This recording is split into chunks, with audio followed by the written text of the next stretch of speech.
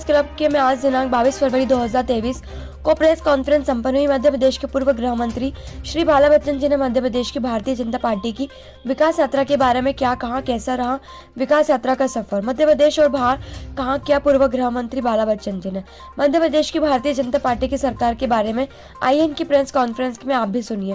पूर्व गृह मंत्री बाला बच्चन जी को आगामी विधानसभा चुनाव में प्रदेश के कांग्रेस की सरकार बनने से संबंधित क्या कहते हैं और क्या है रणनीति।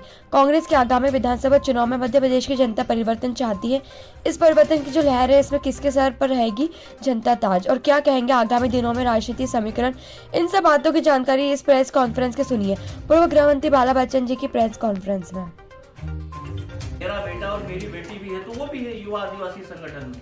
कांग्रेस के खिलाफ नहीं, वो जानते हैं कि भाजपा ने हमारी फजीयत खड़ी कर दी कि हम ग्रेजुएट पोस्ट ग्रेजुएट होकर भी हमको जो सर्विसेज नौकरियां जो मिलना चाहिए वो नहीं मिल पा रही है। जो हमारे जो मामले इश्यूज जो पेंडिंग है due to regime of the Shivraj Singh ji, due to regime of the Bhajpa government, इस कारण से पूरा आप जो जितनी भी एक्टिविटी आदिवासी चला ले, जयस चला ले, लेकिन भाजपा के साथ नहीं बैठ सकते हैं और वो कांग्रेस का साथ देंगे। क्लियर कट मैसेज और संदेश और लाइन है और हम लोगों को पूरा उनका समर्थन आने वाले चुनाव में मिलेगा। रायपुर में जो कांग्रेस का अधिवेशन, आदरणीय साथियों, आज जैसा कि आपको सबको पता है कि लगातार इतने वर्षों के 1.5 दशक से भी ज्यादा 18 वर्षों के विनाश के बाद जो भारतीय जनता पार्टी ने विकास यात्रा निकाली है और उसमें जिस प्रकार से अधिकारियों की भी सहभागिता रही है, संगठन का भी नाम लिया गया कि भारतीय जनता पार्टी के संगठन की विकास यात्रा थी, तो जिस प्रकार से अधिकारियों ने भी काम किया उन्होंने,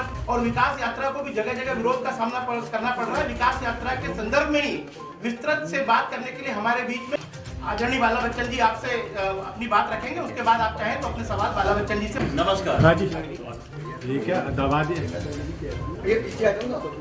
आदरणीय संतोष वसंत जी, आदरणीय देवेंद्र यादव जी और हमारे सभी पत्रकार साथियों, हमारा प्रेस कॉन्फ्रेंस का जो है वो विकास यात्रा पे है।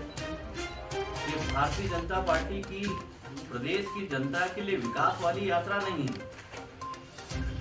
जहाँ तक कि मैं समझता हूँ कि हमने जो देखा और आप लोगों ने भी देखा और अभी तक का जो जानकारी जो आई है, फीडबैक जो पूरे प्रदेश के सभी जिलों से, तहसीलों से और ब्लॉकों से और विधानसभा क्षेत्रों से जो जानकारी आई है कि जनता ने उसको निकास यात्रा के रूप बना दिया है और उसको भाजपा की फजीयत यात्रा बना दी है। मैं खुद अपने जिले से, बड़वानी जिले से, राजपुर विधानसभा क्षेत्र से, जैसे 5वीं बार का एमएलए हूँ, मैं खुद अपने जिले में, आसपास के जिलों में और उसके बाद पूरे संभाग और मध्य प्रदेश में घूमता रहता हूँ। उसके बाद फीडबैक भी जो मिला है कि जो जब से यात्रा स्टार्ट हुई है, कोई ऐसा जिला, तहसील, विधानसभा नहीं है कि भाजपा के विधायकों को या मंत्रियों को काले झंडे नहीं दिखाए या भीड़ जुटाने के लिए उनको डांस जैसे तक के उनको डांस तक कराने के आयोजन करना पड़ा। जनता जनार्दन का पूरी तरह से शिवराज सिंह जी से, उनके मंत्रिमंडल से और उनके विधायकों से मोह भंग हो गया है। लगभग हर जगह काले झंडे दिखाना, विरोध करना कि क्या हुआ है, आपने हमसे जो वादे किए थे उन वादों का क्या हुआ है, हमारी फसलों का भाव क्यों नहीं मिल रहा है, हमारी फसलें क्यों नहीं बिक रही है, महंगाई इतनी क्यों हो रही है, बेरोजगारी इतनी क्यों हो रही है, कर्जा आप इतना क्यों ले रहे हो, तमाम बातों का लेकर ऐसे जनता ने सवाल किए हैं। और कहीं भी मैं समझता हूँ कि चाहे वो खंडवा विधानसभा हो, पंधाना विधानसभा हो, बदनावर हो, मुंगावली हो या इसके बाद सांची हो, जगह जगह जहां पर भी जो इनके जो विधायक और मंत्री जो कई सालों से और कई विधानसभाओं से जो चुनाव जीतते आ रहे थे, जनता ने पुरजोर तरीके से इनको नकारा है, खूब विरोध किया है और सब पॉइंट ऑफ व्यू से घेरा है। तो ये इनकी फजीयत यात्रा बन गई है, इनकी निकास यात्रा बन गई है। और हर जगह मध्य प्रदेश की जनता ने सवाल किया कि कमलनाथ जी जो कर्ज माफ कर रहे थे, लगभग 27.5 लाख किसानों का 11,500 करोड़ कर्ज माफ हो चुका है, आपने उसको आगे पूरा का कार्यकाल 150 से ज्यादा घोटालों का आरोप आपने इसमें लगाया है। मैं आपको बताना चाहता हूं कि हम लोग जो मध्य प्रदेश की विधानसभा के लिए चुनकर जो विधायकगण जो जाते हैं, वो हर प्रश्न का जानकारी ही नहीं देती है। सरकार बचना चाहती है, डंडे करती है। 150 घोटाले जो हुए हैं, अगर जब कभी आप लोग चाहेंगे तो हम आपको इसकी लिस्ट भी उपलब्ध करा देंगे। देखिए, जो जनप्रतिनिधि जिस फोरम के लिए चुनकर जो जाता है और अगर उनके वहां के प्रश्न अगर जनता के लिए लगते हैं तो उसका जवाब जो देना चाहिए, अब वो 195 महीने का या लगभग 18 साल की सरकार का वो जवाब नहीं देते हैं। अगर हम 12 महीने 15 महीने हमारी सरकार हो गई तो उल्टा हमसे सवाल जो पूछते हैं, हम ये कहना और पूछना चाहते हैं कि क्या कारण है। जो हमारी सरकार 2003 में जो गई उस समय 22,000 करोड़ कर्ज था, आज 4 लाख करोड़ कर्ज हो गया। जो आपने कर्ज लिया उसके ब्याज के रूप में 20 करोड़ रुपए हर दिन भरना पड़ रहा है। अभी विगत 3 वर्षों में 1.5 लाख करोड़ कर्ज लिया है। तो आप तो उधार लेकर घी पीने की जो कहावत जो वो चरितार्थ शिवराज सिंह जी ने कर दिए। इनकम आप सोर्स मध्य प्रदेश का क्यों जनरेट नहीं कर पाए?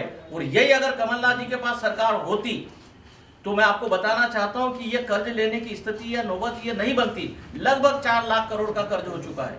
बाला भाई आप सकती और दूसरा डेलीगेशन जो जा रहा है उसमें भी कई तरह की आपत्तियां उमंग सिंगार का नाम नहीं है, बाप परिवारवाद का जो परिवारवाद का आरोप लग रहा है।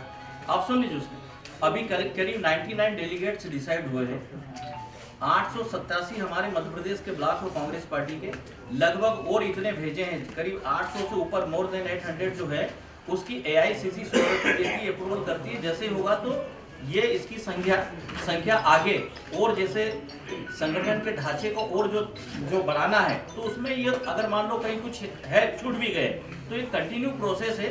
अभी कार्यकारिणियों का जो गठन होना है, AICC का गठन होना है, PCC का गठन होना, ये सब एडजस्ट हो जाएगा। तो PCC का कोई जो पहला प्रश्न था तो प्रदेश अध्यक्ष को लेकर भी कोई चर्चा रहेगी? नहीं, नो डाउट, उसमें कोई शंका वाली बात नहीं है। मैं आपको बताना चाहता हूँ कि कमलनाथ जी सर्वमान्य लीडर है, उन्हीं के नेतृत्व में चुनाव भी होना है, वही हमारे प्रदेश अध्यक्ष भी रहेंगे।